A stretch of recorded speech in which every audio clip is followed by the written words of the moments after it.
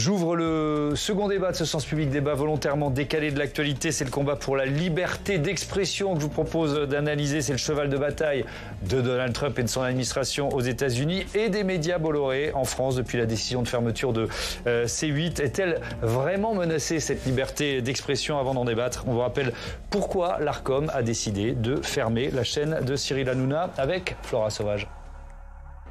Le 28 février, la chaîne C8, propriété de Canal+, a cessé d'émettre. Après 36 alertes et sanctions et plus de 7 millions d'euros d'amende, sa fréquence lui a été retirée par l'Arcom, le gendarme de l'audiovisuel.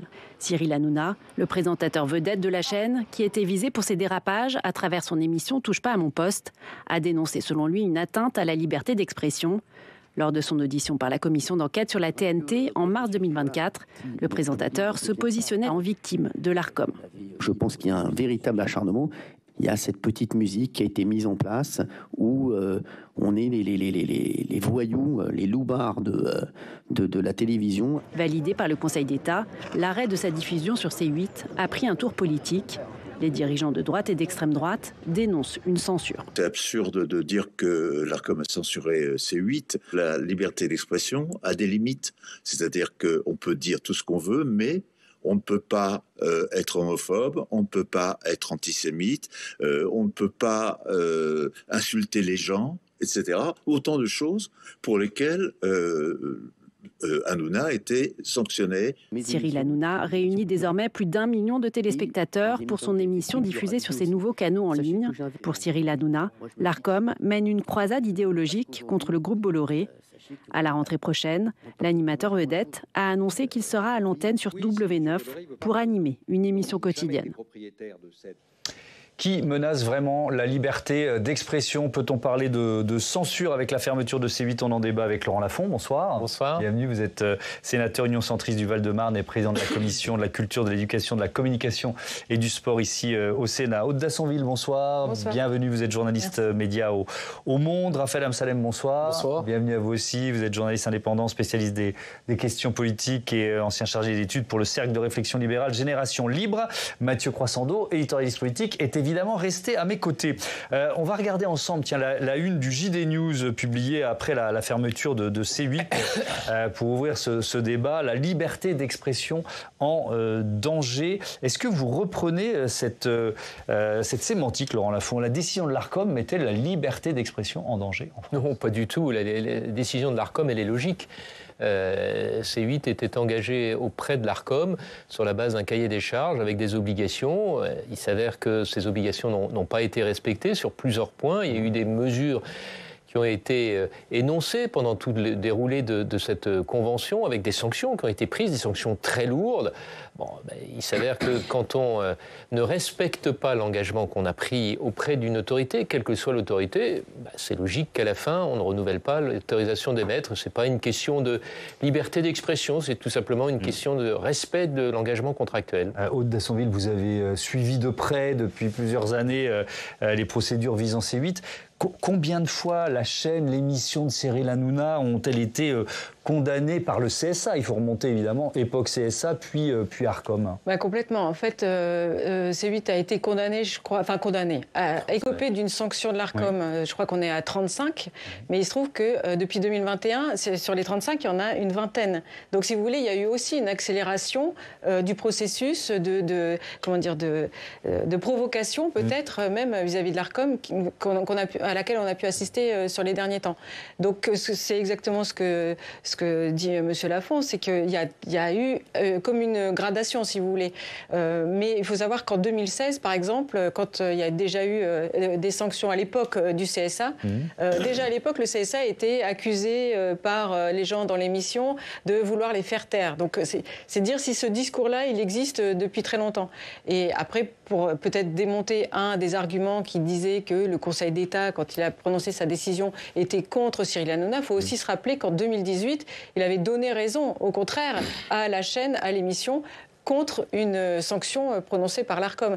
Donc, le dire, par exemple, parmi les arguments qui sont avancés, que le Conseil d'État était contre l'émission, contre la chaîne, contre les médias Bolloré, c'est pas vrai. Raphaël Amsalem, votre avis, parce qu'il y a d'autres médias du groupe Bolloré qui continuent d'exister et qui continuent de promouvoir leurs idées. Est-ce que vous parlez de censure? Pas du tout. Et je pense que dans ce débat, on oublie deux choses. Un, c'est que la liberté d'expression n'est pas un droit absolu. Non seulement c'est une chose qui est vraie en droit, mais c'est une chose qui est vraie aussi en philosophie politique. Ceux qui ont beaucoup pensé la question de la liberté d'expression, John Stuart Mill et autres, l'école du libéralisme politique, c'est une école philosophique qui admet que la liberté d'expression est un droit qui est en concurrence avec d'autres droits, qui visent à protéger l'individu. Je pense en l'occurrence le pluralisme, la non-diffamation, le respect de la dignité, et je crois que ça vient d'être rappelé. La chaîne C8, à de multiples reprises, n'a pas respecté ces principes qui non seulement valent, je crois, dans un état de droit, mais en plus ont été entérinés dans une charte dans laquelle ils se sont engagés. Donc je crois que c'est le premier point, c'est de dire que la liberté d'expression est en concurrence avec d'autres droits. Et surtout, le deuxième point, qui va être une réponse à ce que dit JDD, CNews et compagnie, c'est que si on ne considère pas la liberté d'expression comme un bien public, un bien commun, c'est-à-dire un bien qui est organisé, dont les modalités d'usage sont définies de manière démocratique par des institutions démocratiques. L'alternative, c'est quoi ? L'alternative, c'est des plateformes, des grands patrons qui arbitrent le droit d'entrée de la liberté d'expression.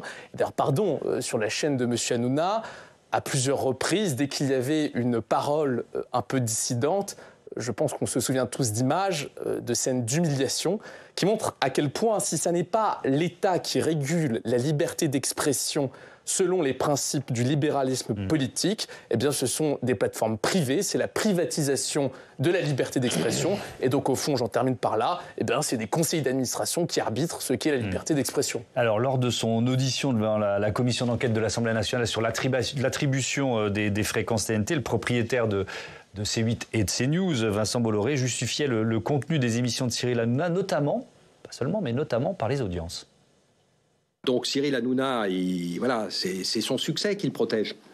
Cyril Hanouna, plus de 2 millions tous les soirs. Il faut vous demander pourquoi Cyril Hanouna fait plus de 2 millions tous les soirs.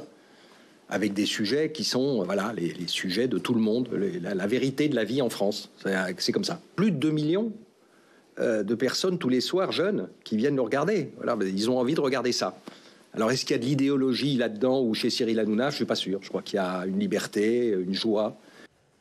Aude Dassombia, est-ce qu'effectivement les audiences de Cyril Hanouna l'ont longtemps protégé d'une certaine façon ? Parce que c'est pas rien. Moi, je vais me mettre du côté un peu de... Parce que là, j'entends des sons de cloche qui sont un peu similaires les uns aux autres. Donc, je vais me mettre du côté des médias Bolloré. C'est des millions de personnes qui sont orphelins de leur chaîne aujourd'hui.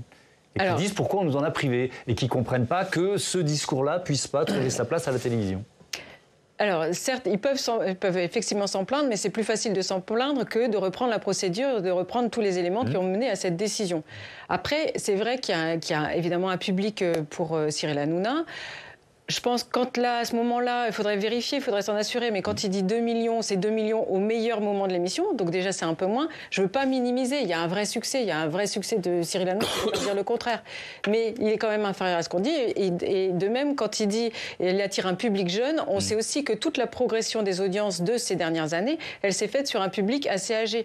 Je crois que, je ne sais plus, sur l'année 2024, on avait les 3/4 du public de la chaîne C8, qui étaient âgés de plus de 50 ans. Donc, il faut faire attention avec les arguments qui nous sont opposés. Après, que des gens soient orphelins de leur chaîne, je peux comprendre. Reste qu'ils sont orphelins de la chaîne, mais s'ils sont orphelins de l'émission, ils ne le sont pas tout à fait. C'est ce qu'on a essayé de nous faire croire aussi tout au long de la campagne, avant l'extinction de la chaîne, que effectivement l'émission était censurée et qu'elle allait s'arrêter, alors que tout un chacun savait qu'elle pouvait exister sur le numérique, elle pouvait exister sur C-Star aussi, donc une autre chaîne de la TNT, elle aurait très bien pu continuer sur la chaîne de la TNT, ou exister autrement, ce qui sera le cas dans une autre chaîne. Ouais, en tout cas, c'est l'argument qui est proposé, notamment sur Europe 1, Liberté d'expression. Écoutez cette autopromo qui est diffusée pendant l'émission de Cyril Hanouna sur Europe. Cyril Hanouna sur Europe 1. La liberté d'expression. C'est la seule radio où on a une liberté d'expression. La liberté d'expression. C'est le pouvoir de la parole. Je trouve qu'on a un pouvoir de parole chez vous qui n'est pas donné à tout le monde. On nous baïonne, on nous censure. Et ceux qui ne pensent pas pareil, on veut les faire taire. Europe 1 vous donne cette parole. La liberté d'expression, c'est pour qui ? Vous parlez en notre nom en général et il faut vraiment du courage. Europe 1 vous donne cette parole.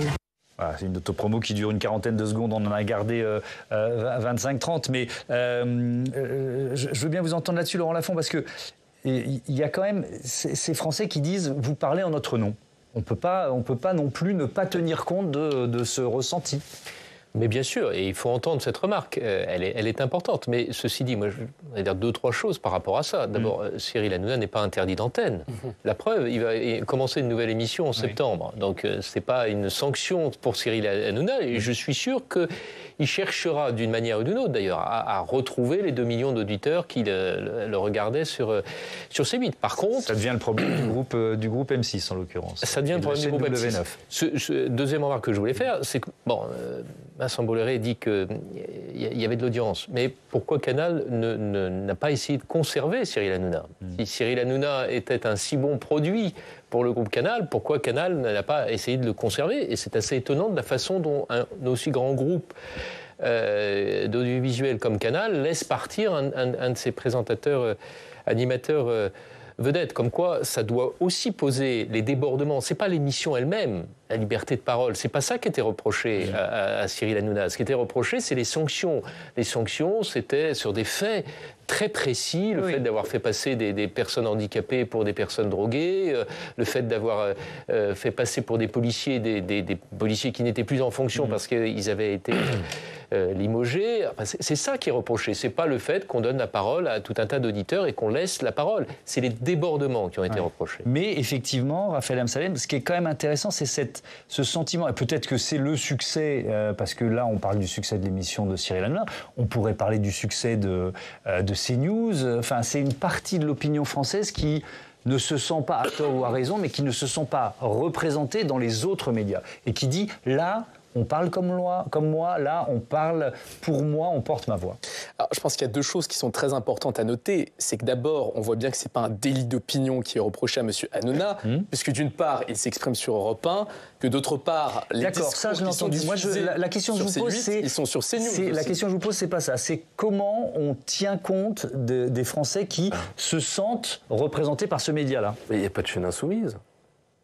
Il y a des gens qui votent pour les Insoumis, ils n'ont pas de chaîne. Ils pourraient dire, nous aussi, on va être représentés à la télévision, avoir une chaîne. C'est ce que fait le média.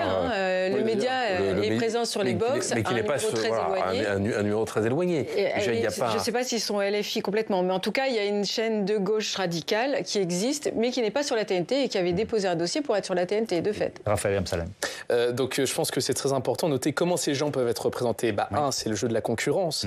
En fait, ce qu'a fait, encore une fois, la fermeture de C8 n'est pas liée à un délit d'opinion. Ces opinions sont largement diffusées sur d'autres plateformes. Et pardon, si je voulais être un peu acerbe, depuis une semaine, CNews est en boucle.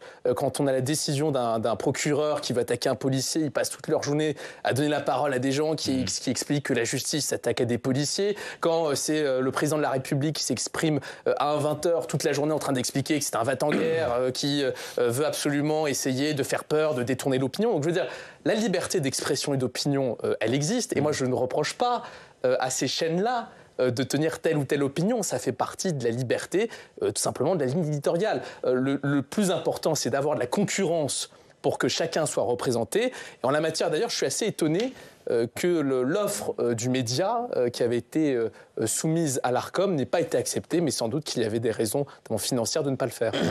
Sur les idées, alors on va dire, je ne sais pas, c'est les idées des droites qui s'expriment sur les chaînes ou les médias Bolloré. Est-ce que Laurent Lafont, avant l'existence de ces médias, elle n'avait pas de canal ?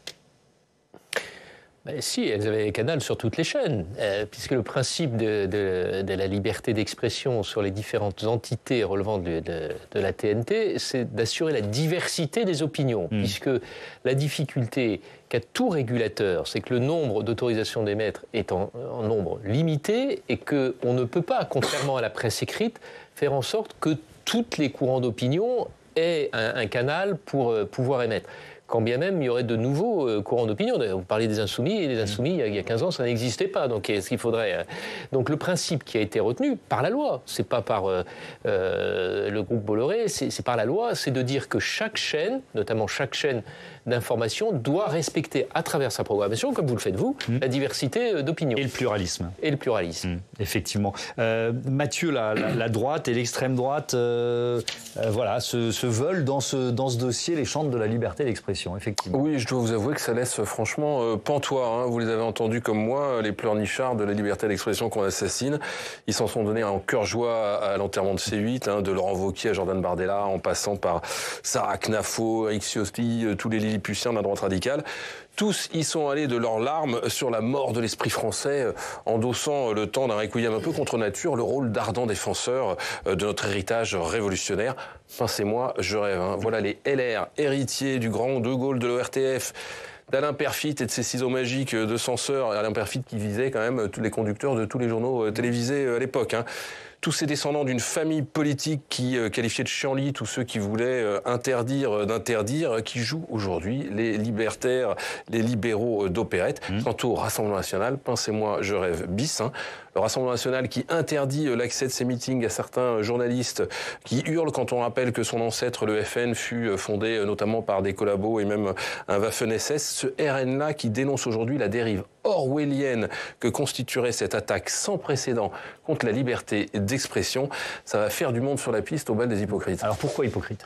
Parce que la liberté d'expression que jure défendre tout ce petit monde, c'est surtout et d'abord leur liberté d'expression et surtout leur opinion. Et ils sont pas un paradoxe près, tous ces gens-là. Hein. Obnubilés par le succès de Donald Trump, ils ne jurent plus que par le vice-président J.D. Vance qui est venu à Munich alerter, sonner l'alarme en Europe sur la liberté d'expression, alors même que l'administration américaine multiplie les autodafés de livres dans les bibliothèques scolaires et traque même toute déviance jugée dangereuse dans le vocabulaire. Elle est où la liberté d'expression ? Demandez à Volodymyr Zelensky s'il s'est senti libre d'exprimer ses opinions dans le bureau ovale, alors que ses deux interlocuteurs ne cessaient soit de lui couper la parole, soit carrément de lui demander de se taire. Et puis, on en parlait aussi, regardez-les, tous ces nouveaux convertis à la liberté d'expression, affubler leurs interlocuteurs d'anathèmes bien pensants, pensée unique, déni réalité et coupe en cours à tout débat où se profilent à chaque fois des arguments qui les dérangent. Parlez-vous d'une stratégie politique ?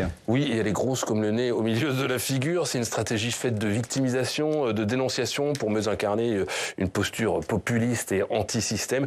Une stratégie qui en vient au nom de leur liberté d'expression à s'asseoir sur la vérité, sur les faits, à diffuser toutes sortes de bobards, de thèses conspirationnistes ou de fake news. Tiens, je vous en donne. La question de l'immigration est systématiquement ostracisée, pointée du doigt, a ainsi osé dire Jordan Bardella le mois dernier sur BFM, alors que son parti ne cesse de nous rebattre les oreilles sur ce sujet depuis des années. Comme quoi la liberté d'expression est peut-être en recul, mais il est toujours permis de dire des énormités. Ouais. Aude Dassonville, je vais reprendre un argument qui est souvent servi sur CNews, notamment par Pascal Praud, qui dit après tout, France Inter et France Télévisions roulent pour la gauche, pourquoi il n'y aurait pas des médias d'opinion de l'autre côté ? Alors, ça, effectivement, c'est un vieux débat, un grand débat. Il se trouve que, encore une fois, il y a un régulateur. Le régulateur, il enquête si jamais vous estimez justement, vous, qu'une émission est trop à gauche ou sur France Inter, vous avez le droit de le dire. Il y a un dossier qui est à l'Arcom et il y a un dossier qui est instruit et on verra s'il doit y avoir une sanction. Il se trouve que France Inter n'a pas eu de sanction, ou France Télévisions d'ailleurs, à France Télévisions, il n'y a pas eu de sanction de ce type, alors que du côté de CNews et de C8, elles se sont accumulées. Et ce n'est pas une question d'idéologie de la part de l'Arcom. C'est juste vraiment des dossiers qui sont instruits. Parce qu'il faut quand même savoir que les étapes avant d'arriver à une sanction, enfin, je veux dire, il y a un petit peu de temps. Il y a plusieurs étapes qui doivent être respectées. Donc, il faut, pour avoir une sanction, il faut être passé déjà par une lettre. Vous avez été prévenu, vous passez par une mise en garde. Puis après une mise en demeure, il faut que la faute soit sur les mêmes termes. Enfin, je veux dire, sur la même qualification d'une faute.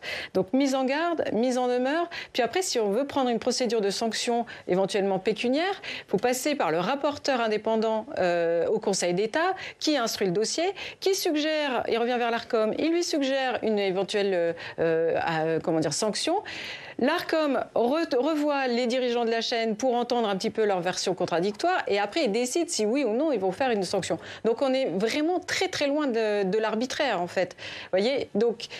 Je me souviens même, pour avoir animé une émission média il y a quelques années, avoir dit à l'antenne que le bras armé du CSA était bien faible et que les sanctions mettaient beaucoup de temps à arriver. C'était pas pour parler de C8 à l'époque. C'est pour ça que pendant très longtemps, vous aviez plutôt genre, mais que fait l'Arcom quand on regardait la chaîne CNews? Parce que la chaîne CNews, on n'a pas le droit d'avoir une chaîne d'opinion en France. Hein, donc normalement, ça c'est interdit. Or, il y avait cette acception, enfin cette impression que CNews n'était plus une chaîne d'information neutre, mais une chaîne d'opinion. Donc pendant longtemps, on a entendu effectivement, mais que fait l'Arcom?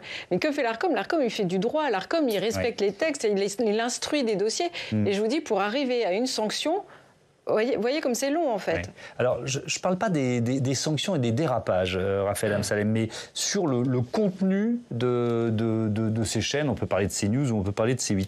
Est-ce que finalement les médias Bolloré ont donné à notre paysage médiatique une diversité politique qu'ils n'avaient pas?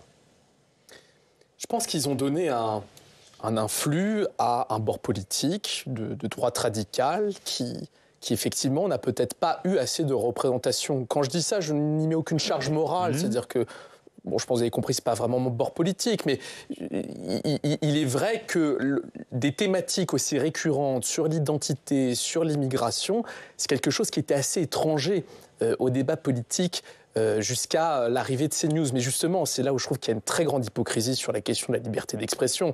C'est que le JDD et CNews qui hurlent à la censure, ils n'ont pas du tout hurlé à la censure lorsqu'il y a eu des licenciements, lorsqu'il y a eu un changement de ligne éditoriale de façon radicale. Donc c'est que quand ça les concerne qu'ils s'investissent la question de la liberté d'expression. Et c'est là où j'en viens à un deuxième point de fond qui me semble très important. Pourquoi est-ce que ce bord politique, plus globalement, au-delà des chaînes particulières, de droite se sent investi de cette question de la liberté d'expression? Parce qu'en fait, je crois qu'ils ne parlent pas de liberté, ils parlent de propriétarisme. Ils ne veulent pas le pluralisme politique pour tout le monde, ils veulent privatiser la liberté d'expression pour qu'elle soit arbitrée par des puissances financières. Et c'est pour ça qu'il y a, me semble-t-il, un pont idéologique entre cette droite, Elon Musk aux États-Unis qui est libertarien, qui défend une liberté d'expression maximale, qui en même temps, on sait, est propriétaire de X, anciennement Twitter, avec des soupçons de manipulation de l'algorithme. C'est-à-dire que la liberté d'expression devient le paragon d'un propriétarisme. Juste la liberté d'expression est réduite à la propriété privée. On va y partir aux États-Unis parce que c'est évidemment un des chapitres majeurs de ce débat sur la liberté d'expression, la façon dont l'administration Trump et effectivement Elon Musk sur X utilise cet argument. Mais d'abord, et ça va nous servir de transition, vous allez le voir, on va boucler cette première partie pour tout simplement savoir quels textes garantissent la liberté d'expression ici dans notre pays. Et c'est grâce à Quentin Calmet qu'on va voir ça tout de suite. Rebonsoir Quentin. Rebonsoir. Rappelez-nous les textes les plus importants qui régissent ce droit ancien. Oui, c'est très ancien même, puisque la liberté d'expression est inscrite à l'article 11 de la Déclaration des droits de l'homme et des citoyens de 1789. Elle est également garantie, et c'est l'un des plus hautes strates du droit, par la Convention européenne des droits de l'homme à l'article 10. Il y est précisé que la liberté d'expression comprend la liberté d'opinion, la liberté de recevoir et de communiquer des informations ou des idées sans qu'il puisse y avoir ingérence d'autorité publique et sans considération de frontières. Et ces textes, attention, qui garantissent la liberté d'expression, ils fixent également des limites à ce droit. Exactement, des limites à ce droit. Selon la Cour européenne des droits de l'homme, il existe 4 motifs principaux qui peuvent limiter la liberté d'expression d'un citoyen. On va commencer par l'intérêt général, comme la sécurité nationale, la sûreté publique ou encore l'intégrité du territoire.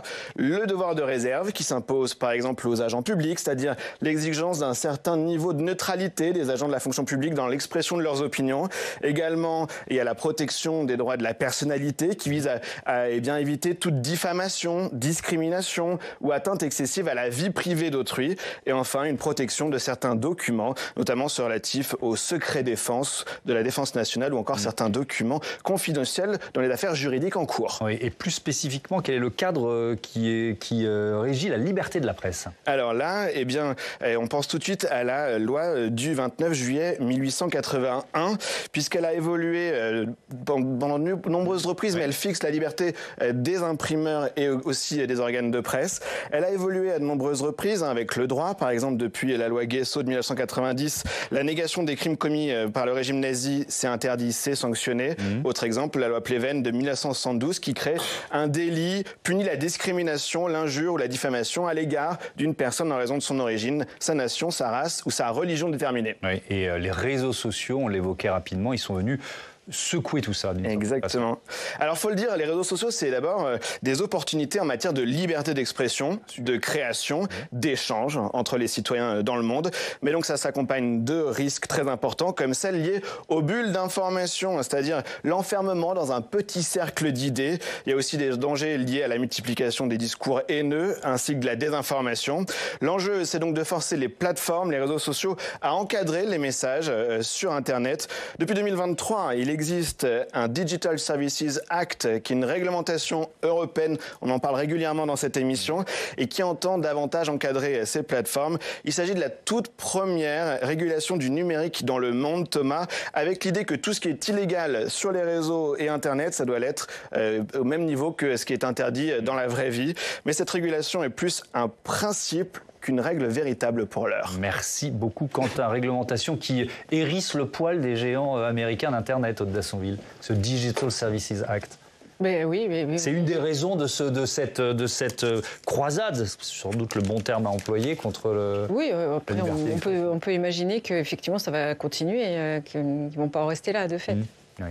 Laurent Lafont, est-ce que dans ces contenus sur Internet et sur les réseaux sociaux, qu'on pourrait d'ailleurs appeler des médias sociaux, parce que ce sont des médias, est-ce que ça n'influe pas aussi finalement sur le contenu d'une émission ou des émissions de télévision dont on parlait? Vous voyez ce que je veux dire? Oui, on est en concurrence avec les réseaux sociaux, donc on se sent presque obligé, ou en tout cas autorisé à aller aussi loin que les autres, sauf que là, on tombe sous le coup des lois de liberté de la presse. Oui, tout à fait. Moi, j'ai le souvenir d'une audition que nous avions menée quand on avait fait une commission d'enquête sur la concentration des médias il y a 4-5 ans maintenant, où justement le patron c'était celui de CNews, nous avait expliqué que eux, ils voulaient faire une chaîne comme Internet. C'est-à-dire qu'on puisse entendre la même chose à la télévision que ce qu'on dit ou on entend, ou ce qu'on lit sur Internet. Et c'est un peu cet esprit, finalement, qui était recherché. Alors même que, au contraire, on essaye, en tout cas les démocraties, et notre pays en particulier, essayent de réguler Internet. Parce qu'il n'y a pas de démocratie sans régulation. C'est un leurre de penser qu'on puisse vivre en démocratie sans régulation. Quels sont les pays qui n'ont pas d'autorité régulatrice aujourd'hui ?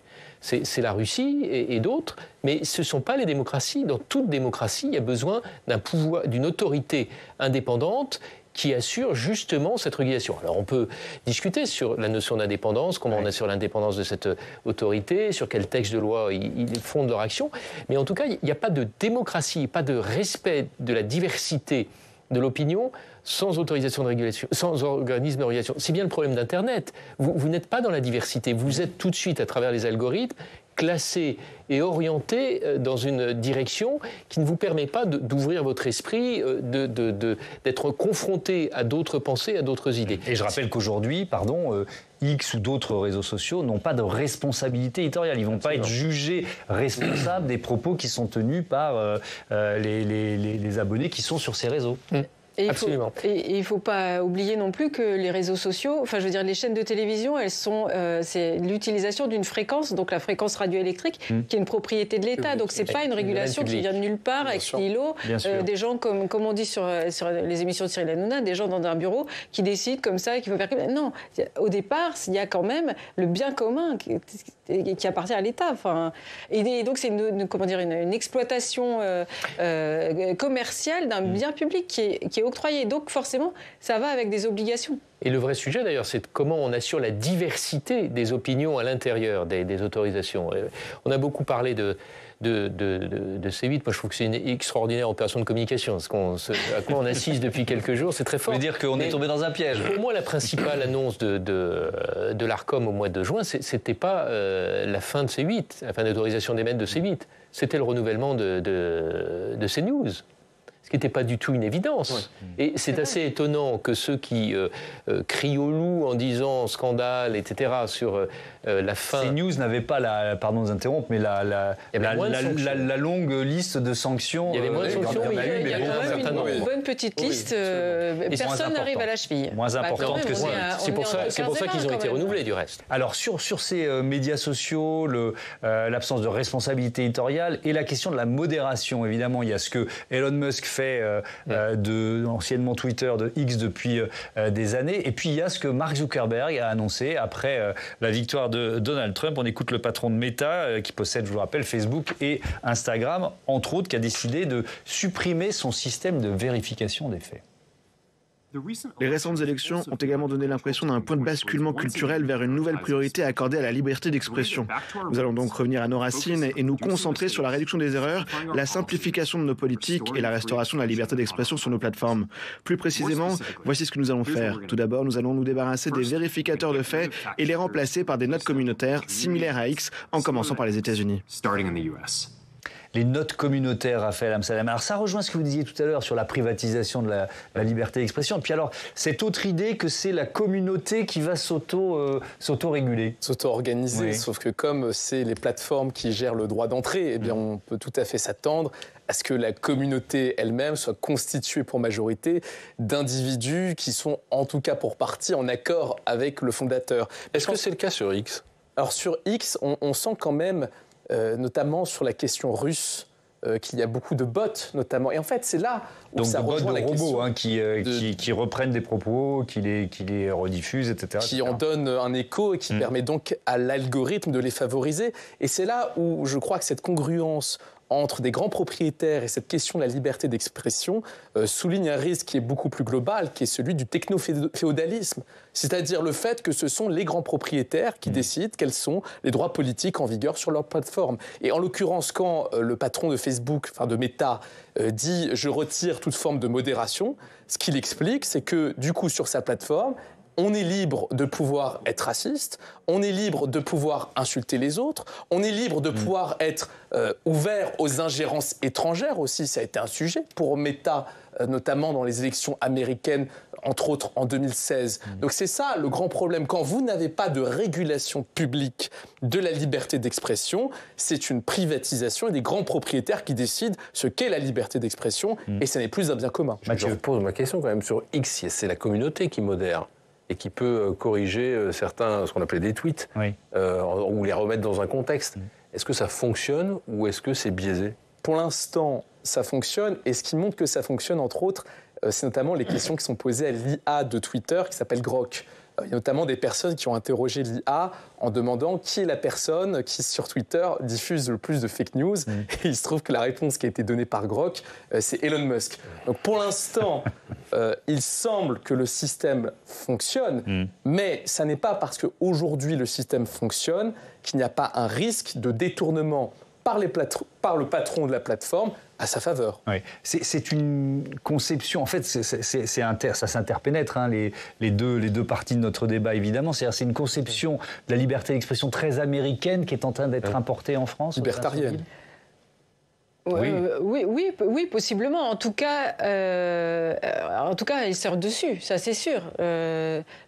Aujourd'hui, quand vous avez dans les émissions où on se base plus forcément sur des faits, où on est dans le vraisemblable. Alors voilà, c'est déjà l'imaginaire, le vraisemblable. Quand Cyril Hanouna dans l'émission disait c'est une censure politique, on en a voulu. Enfin voilà, donc on est passé de la gauche, l'extrême gauche, la Macronie entre guillemets, c'est le terme qui est employé, qu'il y avait un contre eux. Si vous voulez, on n'est plus dans les faits, on est dans le vraisemblable, et après le vraisemblable, qu'est-ce qu'il reste? C'est les faits alternatifs. Et ça, effectivement, Donald Trump, dès son investiture à son premier mandat, on était déjà passé dans les faits alternatifs, rappelez-vous, quand il disait qu'il avait fait beau pendant son discours, alors qu'en fait, il pleuvait des cordes. Donc vous voyez, voilà, on est dans le même ordre d'idée, c'est sûr. Donald Trump ou J.D. Vance, son vice-président, qui donne des leçons de démocratie et de liberté d'expression aux Européens. C'était le discours de Munich auquel vous faisiez allusion tout à l'heure, mais qui pratiquent quoi? Une forme de censure dans leur propre pays. Exemple, quand le président américain bannit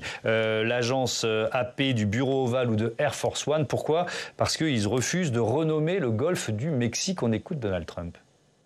L'Associated Press refuse tout simplement de se conformer à la loi et à ce qui se passe. On appelle ça le golfe d'Amérique maintenant, on ne l'appelle plus le golfe du Mexique. J'ai le droit de le faire, tout comme nous avons le droit de le faire pour le mont McKinley.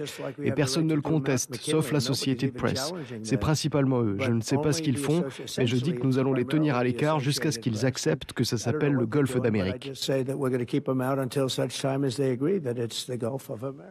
Laurent Lafont, c'est la liberté d'expression, sauf pour ceux qui pensent pas exactement comme Donald Trump, quoi. Et c'est pour ça... Je caricature à peine. Hein. Oui. La liberté d'expression, elle n'est pas définie par une personne ou par un groupe de personnes. La liberté d'expression, elle est définie par la loi. Voilà.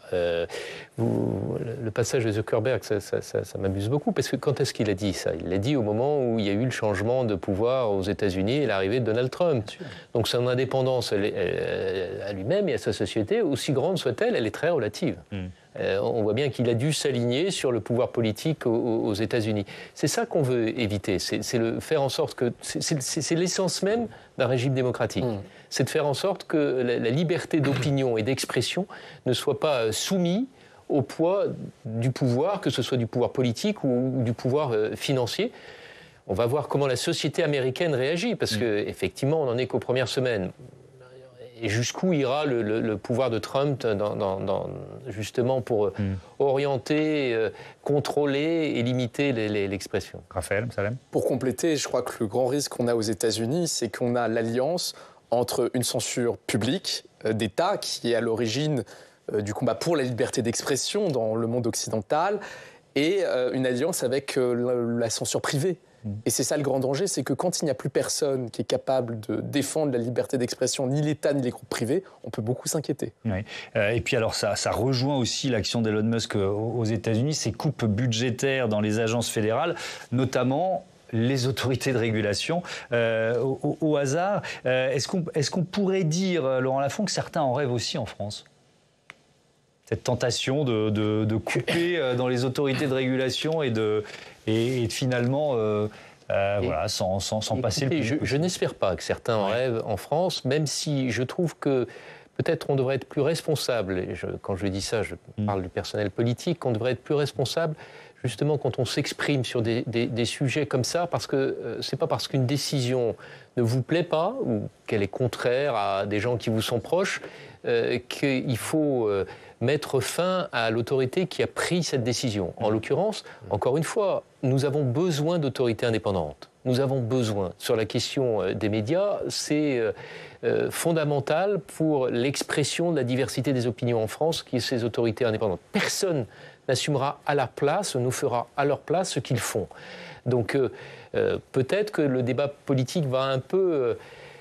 par facilité dans certaines directions qui voudraient dire qu'on peut faire autrement ou qu'on devrait faire autrement. Il n'y a pas d'alternative possible. Et encore une fois, et moi je le dis par rapport à mes propres amis politiques, la loi de 86 qui a fondé les autorités indépendantes en France, c'est une loi de liberté. C'est une loi de liberté qui a voulu en particulier la droite et le centre. C'est la loi de Léotard. Oui. Donc sachons replacer aussi cette liberté à travers l'existence même d'une autorité indépendante. Je pose cette question parce que d'un seul coup, vous qui observez ces médias du groupe Bolloré de près depuis longtemps, il y a aussi la tentation, notamment dans ce combat C8 Arcom, de supprimer les autorités de régulation. C'est des discours qu'on entend sur l'antenne de temps en temps. Je me souviens précisément oui, d'un propos de Pascal Praud, je crois que je l'avais recité dans un article où effectivement il disait, il reprenait l'image de la tronçonneuse et il disait, moi, les 17 autorités indépendantes craquent, en gros, je les fais disparaître d'un coup. Donc oui, il surfe sur cette vague-là, effectivement. Il y a aussi cette liste de mots interdits dans l'administration. Raphaël Msalem, dans l'administration Trump, LGBT, non-binaire, transgenre, faire attention aux mots handicap. Qu'est-ce que ça vous inspire? Il y a un projet de société derrière qui va au-delà de la liberté de la presse et de la liberté d'expression? Bien sûr, il y a une volonté de contre-culture. C'est-à-dire que l'idée défendue par la droite américaine, c'est que les institutions, au sens large du terme, c'est-à-dire à la fois étatiques et privées, sont envahies par la question, entre autres, du wokisme.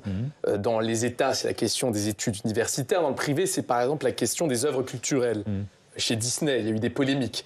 Et l'idée, c'est de dire que le wokisme est une tentative de renverser la culture occidentale, que c'est donc une menace pour les États-Unis et en France, pour les tenants de ce discours, pour la culture européenne. Et donc, il faut mettre en place les moyens de lutter contre, y compris des moyens qui sont légaux.